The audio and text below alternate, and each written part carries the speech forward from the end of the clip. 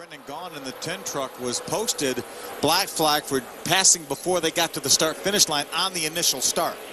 It was really close for Mike Skinner on that start, but he was able to get to the inside and cave it. Now we've got problems with Michael Annett in the 22. Look at this, damage to the right front. He must have hit the wall hard. Boy, a lot of damage to that 22 truck. Michael Annett has had such a good start to his Craftsman Truck Series career. Had a runner-up finish earlier this season. You know, we have to look at this replay. He obviously hit right front first, but did the back end come around, Phil? Did he get loose and then corrected it and went up and got into the outside wall? We'll have to see. See a little bit of overflow, water running out the right front there.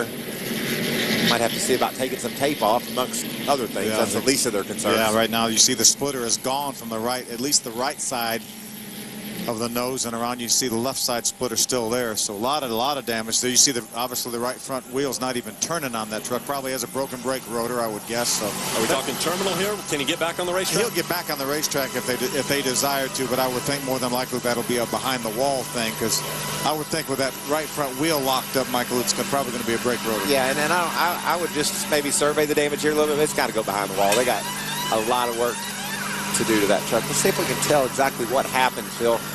The replay, he's a little bit off in the distance. Ooh, it's already happened. It looked like coming off of turn 4, and then as he made the contact off the wall, then went down in the infield grass.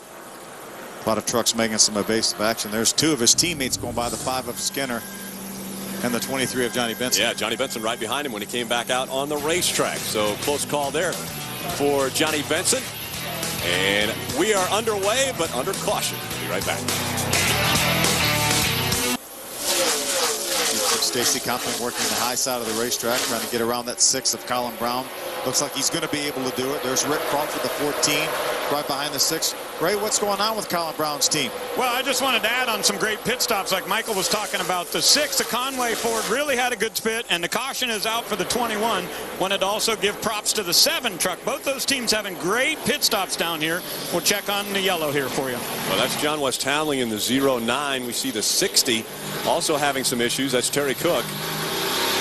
We heard potentially the 21 was involved with this. Yeah, the 21 was definitely involved. There's a damage to the Air Force Ford of Kevin Wood. Great qualifying effort for Kevin Wood. Had been consistently running about 12th or 13th, so had a solid race going, but somehow wound up in a 3 or 4 truck wreck down in turn 4. Yeah, John West started up in the 18th position. He's also involved. There's Terry Cook. I didn't see any damage to that Weiler.com Toyota.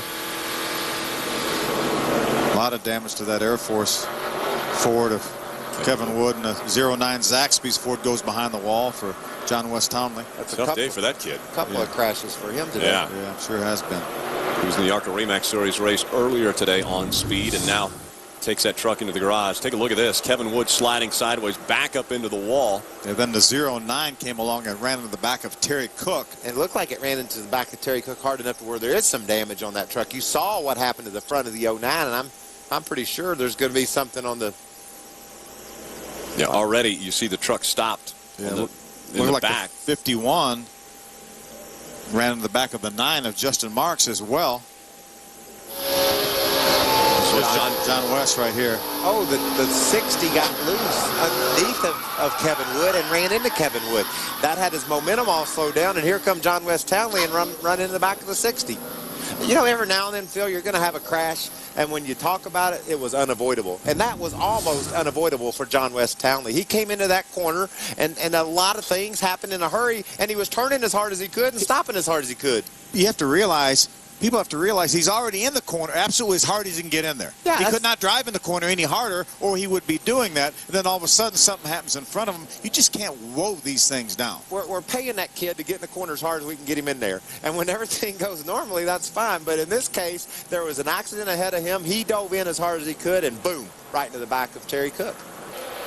Adam Alexander, what's going on with Stacy Compton all the way back there at 14th? Well, the reason they've dropped back to 14th, Rick, is because they came down pit road at lap 65, took on right side tires, and made a chassis adjustment to help what has been a tight truck throughout the evening. Now, he did have an issue, and we have caution on the racetrack. Jason White goes around and hard, and into the wall. Jason White got spun around. They were 4 wide. 4 wide is not going to work. I don't care how you try to pull it off. And Jason got a good run on the outside, but he needed someone to give him that corner. And these guys don't give much around here. See the damage on that 7 truck of TJ Bell. This accident really started back in turn number 4.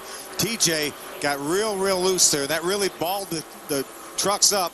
And then that's what allowed Jason to get a run going on the outside. And then TJ in the 7 and Jason in the 08 made some contact entering the corner. Jason White came across the start-finish line running about 13th, and he had visions of going into turn 1 running inside the top 10. Looks like he's got something broke with the front end of that truck, because right now the left front is pointing to the left, and he's trying to drive off. Oh, yeah, he had a super speedway crash. You know, they're running over 170 miles an hour when they head down to turn 1. Mikey looks back. Let's see how this started. Remember, here's the 7 on the inside of the 99. He's going to get loose. Watch that. He's got to chase it up the hill. Now that seizes up these guys.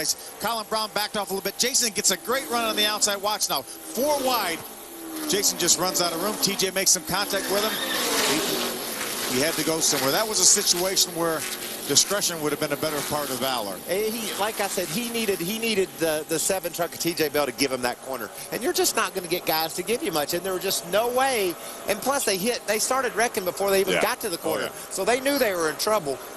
They knew something was going to have to give in order to make it, and they just didn't make it. I think the 6 of Colin Brown might have got a piece of that when that truck turned sideways. So we'll have to see if he comes down pit road. Right now, all the leaders are coming down pit road. 3rd, 4th, and 5th, they're all right here. You can throw a blanket over them all.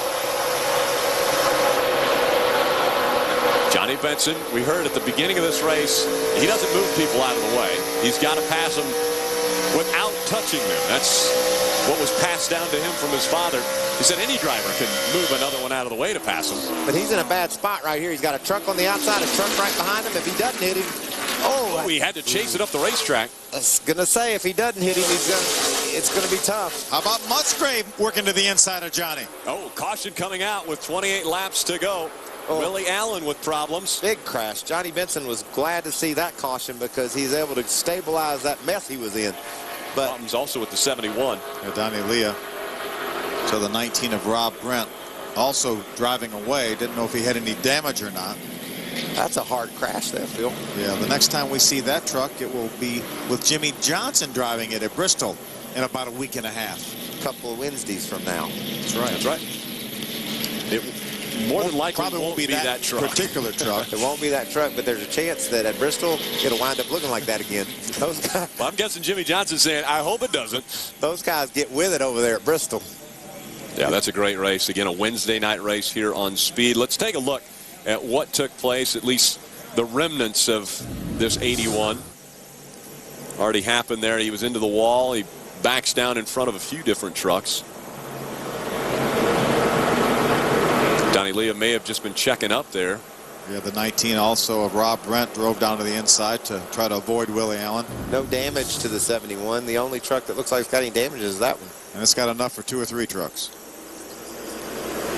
David Stremme in the number 15 gets the Aaron's lucky dog, so he will be back on the lead lap now. He was a couple laps down, but because of Aaron's, he is now on the lead lap and battling for the win here at Nashville.